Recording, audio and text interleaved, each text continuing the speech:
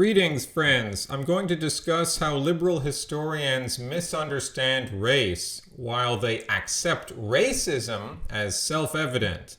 And I'll be referring to two examples, one more than the other. The one which I'll spend more time on is Niall Ferguson's The War of the World, 20th Century Conflict and the Descent of the West. This book came out in 2006.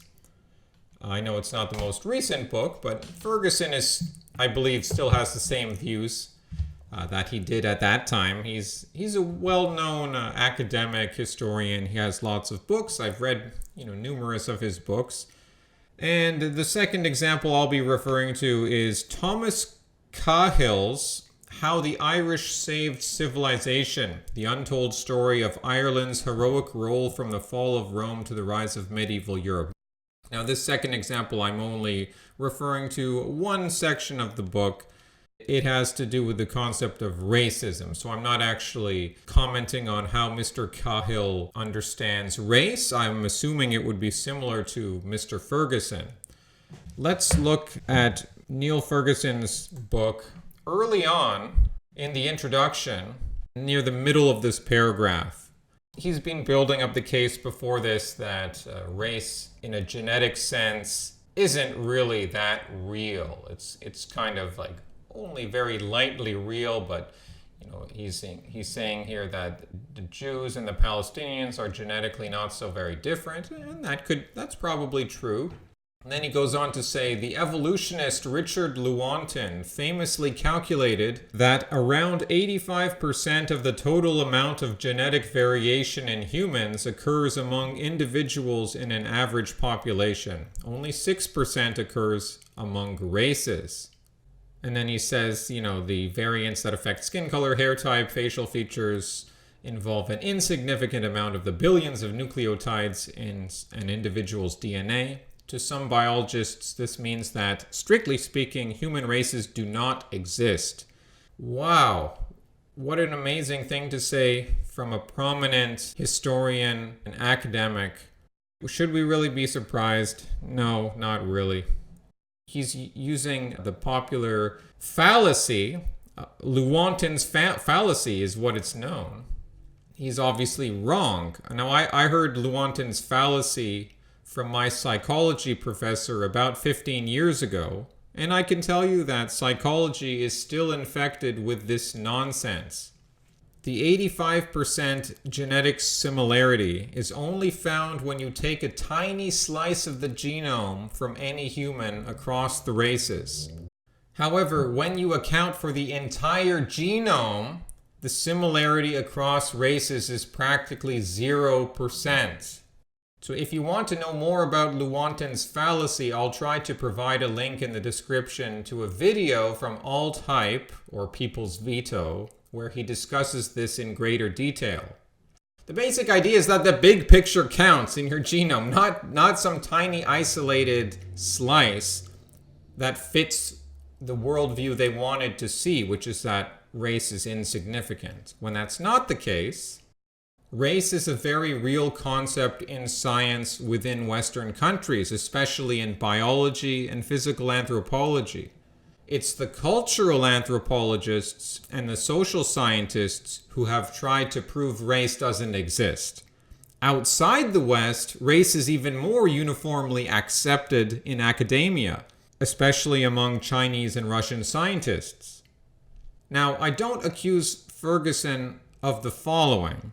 But keep in mind that when white people stand up for themselves as a group, liberals will tell them that race isn't real, so you shouldn't be standing up for a group because what are you? You're not the white people aren't even a real group. But when liberals are talking about white privilege or the need for reparations from white people to all the other races, then white people are very much real. So the liberals want to have it both ways, and they take you for fools. The paragraph just lower down, he says, others might prefer to say that they, meaning right races, are in the process of ceasing to exist. A generation of American social scientists working during and after the 60s documented the rise of interracial marriage in the post-war US, portraying it as the most important measure of assimilation in American life. When Ferguson mentions the social workers in the 60s documenting the rise of mixed-race couples, the first red flag should be that this was the 1960s. The second red flag should be social workers. What he doesn't say is that whites have increasingly outbred, but the other races are doing just fine. Asians breed within their race. Asians and blacks are not interbreeding. Neither are Hispanics and blacks, at least not in the US. And when a white and black person have children, those children are commonly accepted as black, just like Barack Obama, even though he was 50% white. So you see, it only moves in one direction: fewer white people. A few pages later, Ferguson is mentioning that you can't be having children with your sister or brother or it's going to produce genetic problems, but actually some in-group preference, apparently even marrying your cousin is not that bad. That seems unacceptable to me. Like, that would not be culturally acceptable. But he's saying you don't have to outbreed too far to have a genetic health for a group, is what he's saying. And then he says here in the middle of the paragraph, conversely, when a Chinese woman marries a European man, the chances are relatively high that their blood groups may be incompatible, so that only the first child they conceive will be viable. To his credit, Ferguson presents information here which disputes the notion that race isn't real. Does he realize the significance, though? Even he, as someone who opposes nationalism, admits evidence that Asians and whites have difficulty producing viable offspring after the first child. And yet he's saying that, well, there are some biological differences, but they're overall very minor. Minor? If you can't have viable offspring after the first child? Now, I'm not saying that's the case for all Asians and white children. I've known numerous people who are products of such unions, and I don't know if that's personally true, but it does go to show that there must be some reality to this if even a liberal is admitting it. Different blood types. That's a significant biological difference. About a page later, he says, taken together, these factors may help to explain why races seem to be dissolving rather slowly, despite the unprecedented mobility and interaction of the modern era.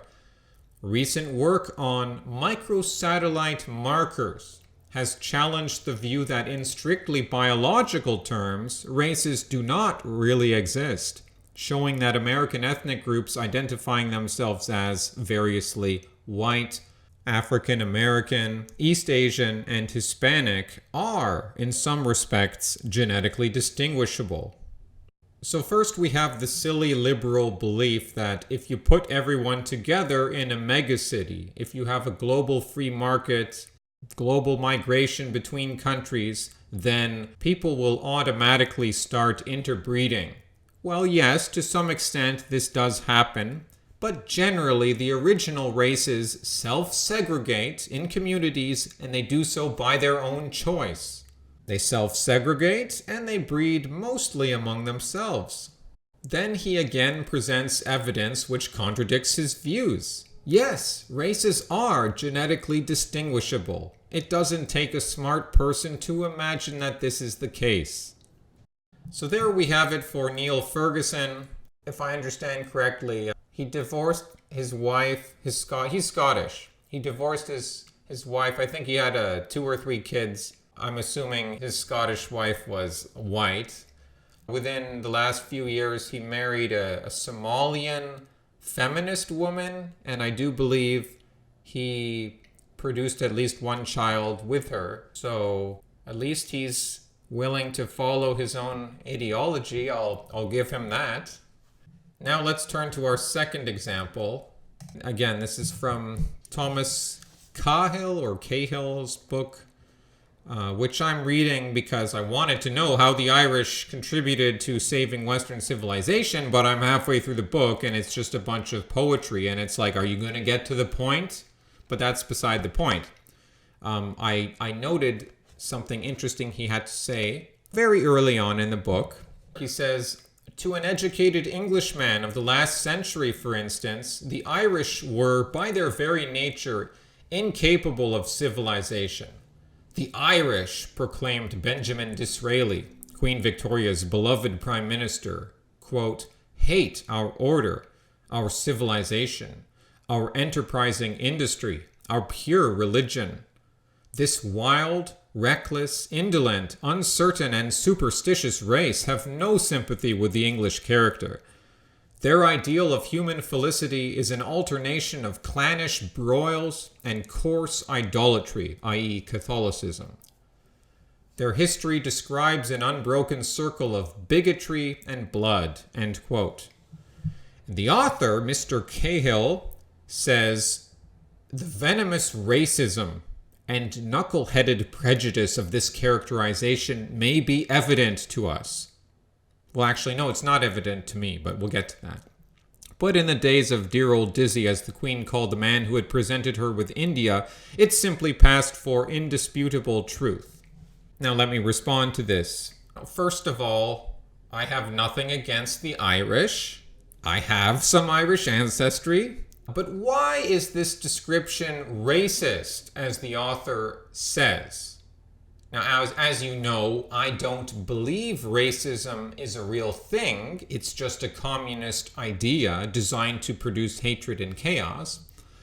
I've already done a video on that, where I go on, I do the history of the term, I pick apart the term philosophically. So I can't get into all that now, but I can just suffice to say that it means two different things. It means, oh, you hate a group, but then it means you discriminate a group. And then those two meanings get used simultaneously, or only one, or only the other, and it's just completely incoherent.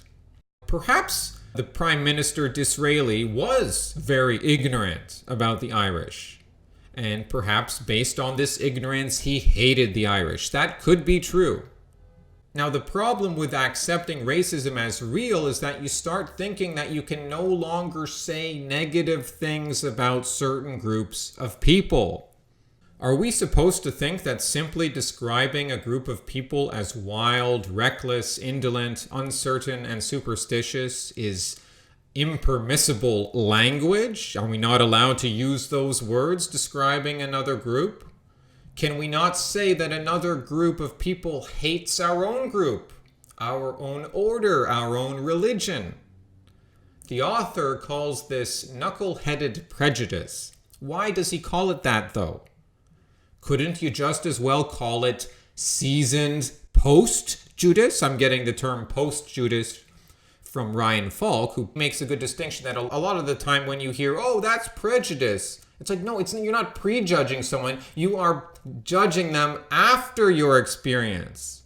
So it is post-Judas, perhaps. We don't know. But couldn't you just as well call it post-Judas with lots of seasoned experience with another group? So why the assumption that criticizing another group is automatically evidence that you haven't had much experience with that group? It could just as easily be the case that you have had that experience. Now, to be clear, I do think some of the English were most likely unreasonably critical of the Irish. But it wasn't like the English had their head in the clouds either. Whether or not the 19th century Irish really deserved this unfavorable description is beside the point.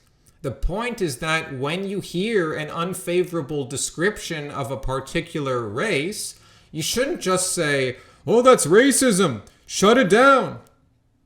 Instead, you should ask why this negative description is occurring.